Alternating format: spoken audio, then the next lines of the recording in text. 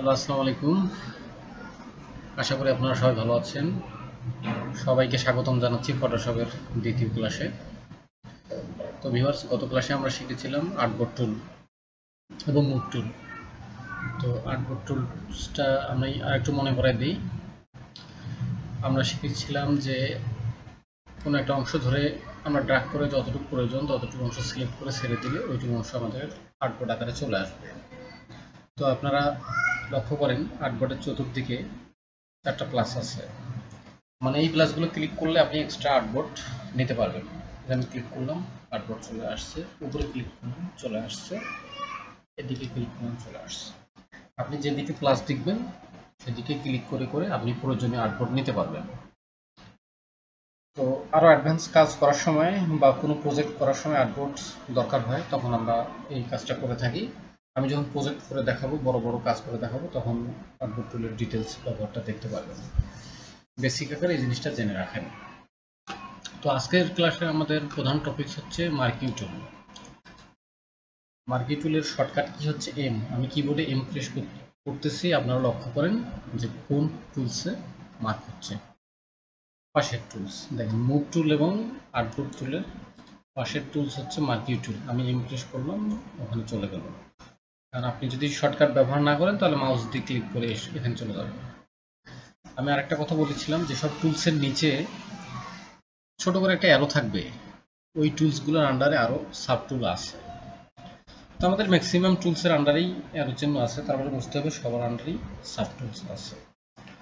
তো মার্কি টুলটা আমরা রাইট ক্লিক করি, দেখেন 4টা এখানে সাব টুল আছে। রেক্টেঙ্গুলার মার্কি টুল, ইলিপ্টিক্যাল মার্কি টুল, সিঙ্গেল রো মার্কি টুল এবং সিঙ্গেল কলার মার্কি টুল। তো আমরা এই 4টা টুলস সম্পর্কে আজকে ধারণা নেই। রেক্টেঙ্গুলার মার্কি টুলটা আমরা সিলেক্ট করি।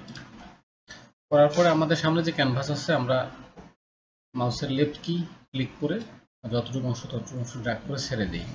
দেখা যাচ্ছে আমাদের এইটুকু অংশ কি হয়েছে, মার্ক হয়েছে। তো কি ব্যবহার করব আমরা এটা সিলেক্ট করে? দেখা গেলো আপনাকে বললো বা আপনার কাজের প্রয়োজন হলো যে এইটুকু অংশে অন্য কোনো কালার দাও। তো আমরা কিভাবে কালার দিব? কালার দেওয়ার জন্য এখানে দেখতে পাচ্ছেন যে আমাদের নিচে হলো ব্যাকগ্রাউন্ড কালার, উপরে হচ্ছে ফরগ্রাউন্ড কালার। এক কথায় বাংলা কথা হচ্ছে নিচে কালারটা হচ্ছে ব্যাকগ্রাউন্ড, উপরের কালারটা হচ্ছে ফরগ্রাউন্ড। তো কালারটা কিভাবে সিলেক্ট করে আমি একটু দেখাই দিই। ব্যাকগ্রাউন্ড কালারের অংশে আমি ক্লিক করলাম, এখানে বড় একটা কালার প্লেট চলে আসলো। তো এই কালার প্লেটে আপনি দেখেন আপনার পছন্দ অনুযায়ী একটু আপনি কালার নিতে পারবেন। এটা হলো হলুদ, নিচেরটা, উপরটা হলো নীল। তো আপনি এখান থেকে মূল মূল কালারগুলো সিলেক্ট করতে পারবেন। ধরেন আপনি হলুদ কালারটা বা রেড কালারটা নিলেন, নেওয়ার পরে রেডের যে যেখানে গোল চিহ্নটা থাকবে সেই অংশটা এখানে দেখাবে। দেখা গেলো আপনি এই কালারটা নেবেন না, রেডটা আর একটু নর্মাল অপাসিটি কমাই নিয়ে আসবেন। দেখেন যত আমি নিচে আসতেছি তত কালার কমে যাচ্ছে। এই কালারটা এখানে সিলেক্ট হচ্ছে। ধরেন এই কালারটা আমি সিলেক্ট করলাম, ওকে দিলেই কিন্তু ব্যাকগ্রাউন্ড কালার লাল হয়ে গেল। ফরগ্রাউন্ড কালারটা আপনার দরকার কি? ধরেন আপনি নীল আছে, আপনি অন্য হলুদ নিলেন বা এটা নিলেন। এখানে আছে এই কালার, আপনি এটা পছন্দ করতেছেন, এখানে ক্লিক করে ওকে দিলেন, ফরগ্রাউন্ড কালার চলে আসবে। তো ব্যাকগ্রাউন্ড কালার আমরা প্রথমে দেই, কন্ট্রোল প্লাস ক্লিক করলে আমাদের ব্যাকগ্রাউন্ড কালার চলে আসছে। এখন হচ্ছে আমরা কন্ট্রোল জেড দিই। এখন বললো যে আমি উপরের কালারটা দিব, ফরগ্রাউন্ড কালার দেবো, অল্টার ডিলিট ক্লিক করেন, চলে আসবে, চলে আসছে। তাহলে কিভাবে ব্যাকগ্রাউন্ড কালার দেয়, কিভাবে ফরগ্রাউন্ড কালার দেয় আমরা দেখলাম। কন্ট্রোল ডিলিটের মাধ্যমে আমরা ব্যাকগ্রাউন্ড কালার, অল্টার ডিলিটের মাধ্যমে আমরা ফরগ্রাউন্ড কালার দিয়ে থাকি। এরপরে আমরা আরেকটা টুলস দেখি, যেটার নাম হচ্ছে ইলিপ্টিক্যাল মার্কি টুল, যার চেহারাটা গোল আকারে। তো আমরা সেম ভাবে মাউসের লেফট কি প্রেস করে ছেড়ে না দিয়ে ড্র্যাগ করি, দেখা গেলো আমাদের সার্কেল আকারে আসতেছে। ধরুন আমাদের এইটুকু অংশ দরকার, এইটুকু অংশ আমরা রাখলাম। সেম ভাবে আমরা কন্ট্রোল ডিলিট প্রেস করে ব্যাকগ্রাউন্ড কালারটা নিলাম, আরেকটা সিলেক্ট করে অল্টার ডিলিট প্রেস করে ফরগ্রাউন্ড কালারটা নিলাম। এখন কথা হচ্ছে এই যে মার্কটা আছে, আমি মার্কটা সরাই দিব। কিভাবে সরাবো? তিনটা ওয়ে আছে, একটা বাইরে ক্লিক করলে চলে যাবে, আর একটা কন্ট্রোল ডি ক্লিক করলে চলে যাবে, আর একটা এই মার্কের মাঝখানে রেখে রাইট ক্লিক করলে ডিসিলেক্ট করলে চলে যাবে। গেল, এটা নিয়ে সমস্যাটা দূর হলো। তো এখন দেখা গেলো সার্কেল তো বলতেছি, কিন্তু এটা কি সার্কেল হয়েছে? এটা একটা ডিম হয়ে গেছে। তো সার্কেল নিতে গেলে কি করতে হবে? আপনি ইলেকট্রিক্যাল মার্কিং টুল যেটা আছে এটাতে ক্লিক রাখবেন, মার্ক করে রাখবেন, তারপরে শিফট প্রেস করে আপনি মাউসটা ড্র্যাগ করবেন লেফট কি প্রেস করে, দেখেন একুরেট সার্কেল চলে আসছে। এখন একটা যে কোনো একটা কালার দেন, ধরুন আমরা ব্যাকগ্রাউন্ড কালারটাই দিলাম, কন্ট্রোল ডিলিট, দেখেন চলে আসছে, যেটার নাম হচ্ছে সিঙ্গেল রো মার্কিং টুল। সিঙ্গেল রো মার্কিং টুলটা আপনি যেখানে ক্লিক করেন না কেন, যেহেতু রো মানে কি এটা হরিজেন্টালি আছে, আপনি ক্লিক করেন এখানে, দেখা গেল বরাবর হরিজেন্টাল চলে গেল। তো আমরা এখন কন্ট্রোল ডিলিট প্রেস করি, মানে ব্যাকগ্রাউন্ড কালারটা সিলেক্ট করি। এবার আমি ডিসিলেক্ট করবো লাইনটা, কন্ট্রোল ডি ক্লিক করে দিচ্ছি। আপনারা একটু জুম করে দেখেন, এখানে রেড কালারটা চলে আসছে রো আকারে। তো এখন আপনি লম্বা একটা লাইন নেবেন, তাহলে আমরা কি করব? কলাম মার্ক করে একটা জায়গায়, যে জায়গায় আমার লাইনটা দরকার সে জায়গায় ক্লিক করি, পুরোটা লাইন হয়ে গেল। আবার কন্ট্রোল ডিলিট প্রেস করেন, দেখেন একটু জুম করেন, চলে আসছে। তো এই যে সিঙ্গেল রোগুলো যে আমরা নিচ্ছি, এগুলোর কাজ আছে, যখন প্রজেক্ট করব তখন কাজগুলো দেখতে পাবো। তো আমরা এতক্ষণ মার্কিং টুলের বেসিক কাজটা শিখলাম, এখন আমরা অ্যাডভান্স কাজটা দেখি। আমি রেক্টেঙ্গুলার মার্কিং টুলটা ক্লিক করলাম, আমি একটা অংশ মার্ক করলাম, এই অংশটা মার্ক করলাম,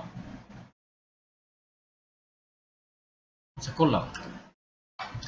আমি কিন্তু গত ক্লাসে বলেছিলাম যে প্রত্যেকটা টুলস ক্লিক করলে তার অপশন বার কিন্তু চেঞ্জ হয়। এটা কিন্তু আমার মার্কিং টুলের অপশন বার।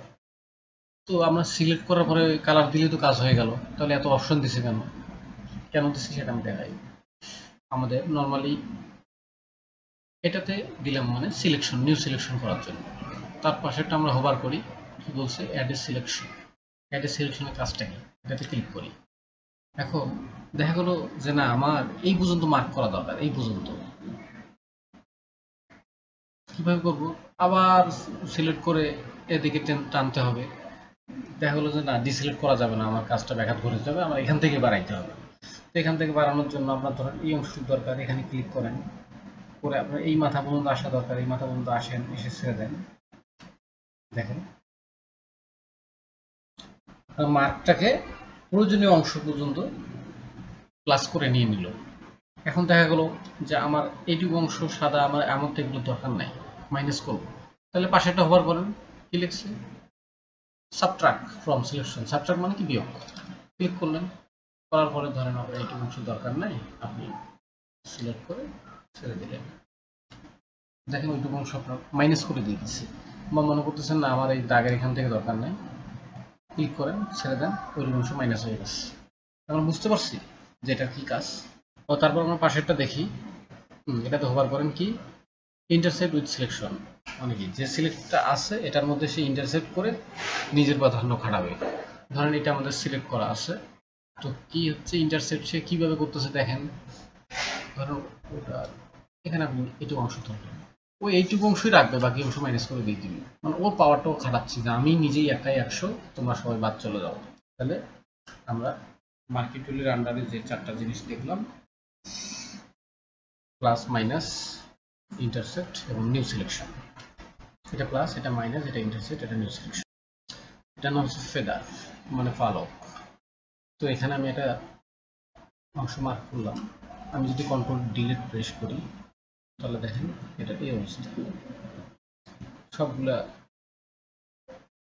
কর্নারগুলো কি ধার আকারে আছে না, খোঁচা খোঁচা আকারে আছে, মানে হাত লাগলেই কেটে যাবে আর কি। তো এটাকে যদি আমরা স্মুথ করি, মুরগির পালকের মতো ফেদার পালক করি, রাইট ক্লিক করেন, ফেদার অপশন আছে, ফেদার ক্লিক করেন, ফেদার নর্মালি 0 থাকে, তো আপনি এখানে মনে করেন 10 দিলেন, 10 দেওয়ার পরে আপনি আপনার যে মার্ক আছে এর কর্নারগুলো দেখবেন, কর্নারগুলো কিছুটা হেলে গেছে, আর একটু বাড়াই দিই ফেদার, ধরেন এটা 50 দিলাম, দেখেন কি অবস্থা। এখন আপনি কন্ট্রোল ডিলিট পুশ করে কালার দেন, কালারটা ছড়াই গেছে। কাজের যখন আপনি কাজ করবেন তখন ফেদার দিয়ে দিয়ে কিছু জায়গায় কাজ করতে হবে, কাজগুলো মিলে যাবে। লক্ষ্য করি এখানে স্টাইল নামে একটা অপশন আছে যেখানে নর্মাল লেখা, আমরা নর্মালি যেটা টানতেছি যেখানে ইচ্ছে সেখানে, এই জন্য এটা নর্মাল করা। নর্মাল না করে আমরা যদি এখানে ফিক্সড রেশিও করে দিই, ধরেন উইথ আমাদের পতাকা রেশিওটা দিই 10 এবং হাইট দিই 6, তো এই রেশিওতে আমরা যদি টানি আমরা কিন্তু আমাদের ইচ্ছা মতো চাইতে পারতেছি না, ওই রেশিও নিয়ে যাই আমাদের চাইতে হচ্ছে। যেখানেই যাই ছোট করি বড় করি 10/6 রেশিও নিয়ে আমরা যাচ্ছি, ফ্রি সাইজ না আর কি। আরেকটা আছে অপশন ফিক্সড। ফিক্সড যদি করি, ধরেন আমরা এখানে 25 দিলাম আর এখানে 19 দিলাম, তাহলে 19 ইঞ্চি আর 25 ইঞ্চিতে আমাদের যতটুকু সাইজ আসে ততটুকু কিন্তু চলে আসবে। দেখেন পুরোটাই আমাদের কভার করে ফেলছে।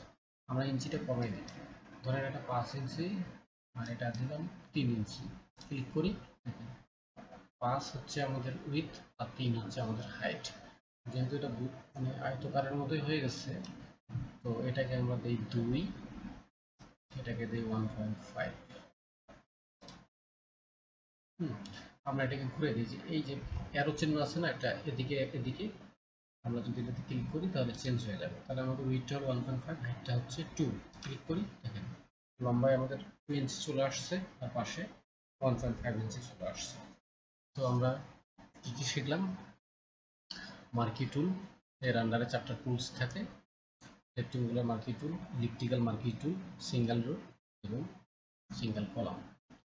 এদের প্রত্যেকটারই হলো একই অপশন, প্লাস মাইনাস ইন্টারসেক্ট, এবং এটার ক্ষেত্রে সেম অপশন বার, এবং মার্কি টুল কলামের ক্ষেত্রেও সেম অপশন বার। তো আমরা সেম কাজটা শিখলাম। আর এখানে যে আরেকটা অপশন আপনারা দেখতে পাচ্ছেন সিলেক্টেড মার্কস, এটা অন্য একটা কাজের সাথে দেখাইতে হবে, এখন এটা দেখাই কোনো লাভ নেই। তো আজকের ক্লাস এই পর্যন্তই, আপনারা সবাই ভালো থাকবেন। যারা ইউটিউব থেকে আমার ভিডিওটা দেখবেন তারা অবশ্যই সাবস্ক্রাইব করবেন, লাইক কমেন্ট করবেন, আর ফেসবুক পেজ থেকে দেখলে অবশ্যই পেজটা ফলো করবেন, লাইক করবেন, শেয়ার করবেন। ধন্যবাদ।